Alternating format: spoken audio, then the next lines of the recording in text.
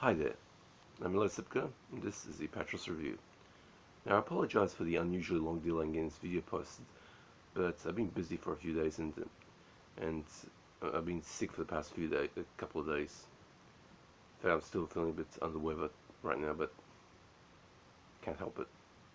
I'll try and get these videos done more often, but kind of unavoidable delay there. Anyway, now this is the 8th and second last of a series of reviews where I revisit the Monogram 9. The infamous series of ultra-cheap Poverty Row horror fillers, and a couple of comedies thrown as well, that Bela Lugosi did has a 9-picture deal Monogram, the cheapest of the Poverty Row studios of the 1940s.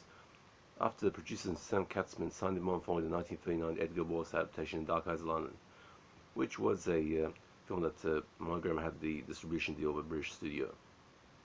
Now these films ran from 1941 to 1944.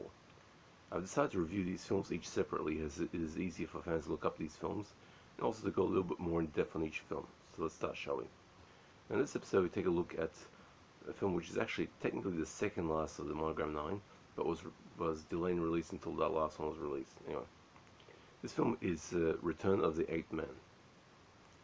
It was directed by Phil Rosen, written by Robert Charles, produced by Jack Dietz and Sam Katzman, and stars Bela Lugosi, John Carradine, George Zucco, Frank Moran, Tila Loring, Todd Andrews, and Mary Currier. The film was released on the 17th of July 1944. Now, before I delve into this film, I should tell you that this is not a sequel to The Ape Man.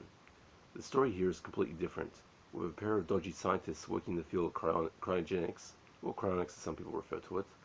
Their quest to perfect a usable method of cryogenic preservation and hibernation, and to reverse the process, thereby allowing practically any frozen life form to be successfully revived, leading to a horribly awry situation when they find a frozen prehistoric man and bring him back to life, causing a seriously old fart to go on a killing spree. The second thing I should note is that despite being made before Voodoo Man, which is the last film in the Monogram 9, this was delayed in release until after Voodoo Man was released, so some people might consider this to be the last film of the series. Anywho, Bela Lugosi and John Carradine, two absolute legends in the bad movie circuit, but the only difference between them is that Lugosi treated his material with the utmost respect, while Carradine was infamous for taking literally any role he could find just for the paycheck. Now, the pair played two scientists who have successfully revived a street bum after freezing him for 4 months. The poor wino must have thought he slept the night in the basement somewhere. Imagine the look on his face when he returns to his friends and discovers he's been away for 4 months. The success of this experiment prompts the pair to find the most serious case of freezeritis they can find.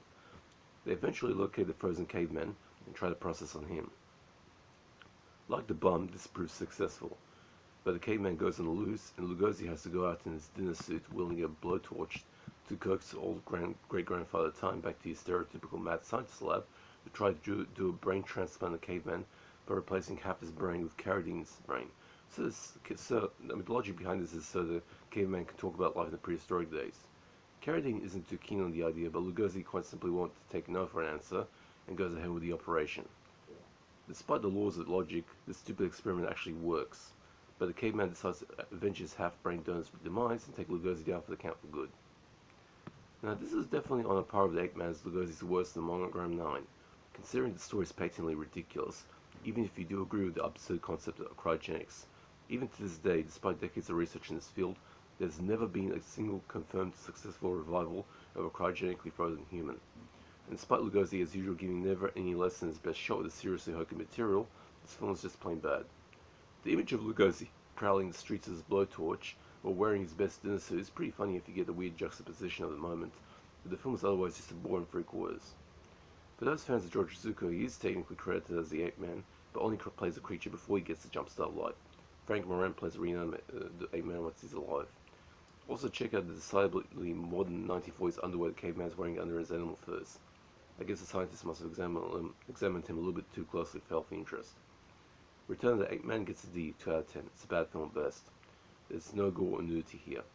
Now, just like every other single film in Monogram 9, this is firmly in the public domain, meaning it's stupidly easy to locate copies of this film just about anywhere, from old VHS tapes, cheap public domain operated DVDs, into movie download sites, be careful of those, and of course on YouTube. Okay, that's it for the the second last installment, Monogram 9 Revisited. Return Ape Man gets a D. A 2 out of 10. It's bad. Oh, look at this here. Okay.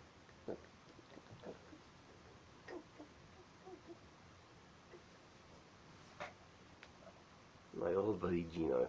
Hello. This dog, I just love him. He's beautiful. Ooh. Go. Okay. That's Gino, the most beautiful Kabulu I've ever seen. Okay, now I don't do requests, but if you have any questions about films or DVDs in general, just hit me up in the comment section. I'll be happy to answer. Hope you guys are staying safe. Take it easy. That's it for this review. See ya.